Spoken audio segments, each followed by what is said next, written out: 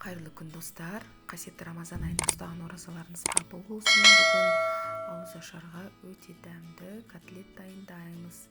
Каналыма тіркелмеген болсаңыздар тіркеліп, видеомды соңына дейін көріңіздер. Ең алдымен нанымыздың жұмсағын алып, суға салып қоямыз. Бізге котлетке жарты килограмм ет қажет. Етті мясорубкадан өткізіп алдым. Содан кейін пияз бен сарымсақты да өткіздім. Суда тұрған нанды ажыратып, нанды лезде салсаңыз болады, бірақ мен оны да мясорубкадан өткіздім. Енді осы котлетімізді біріктіру үшін жұмыртқа салдым. Қара бұрыш және тұз. Барлығын араластырамыз.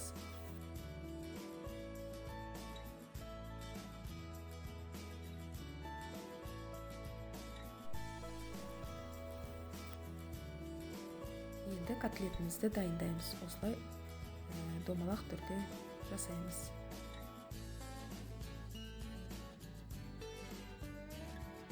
Котлетімізді ұнға салып шығамыз. Майымызды қатты қыздырамыз. Содан кейін отты орташа отқа қойып, екі жағын қыздырып пісіреміз.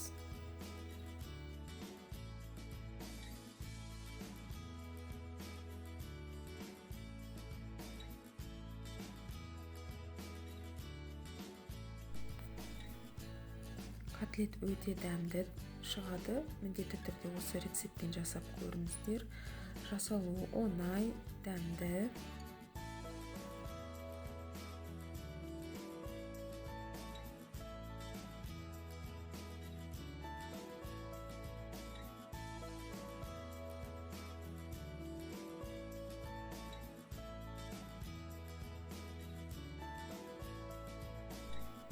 Ауызашарға котлет және ванильді кекс жасадым.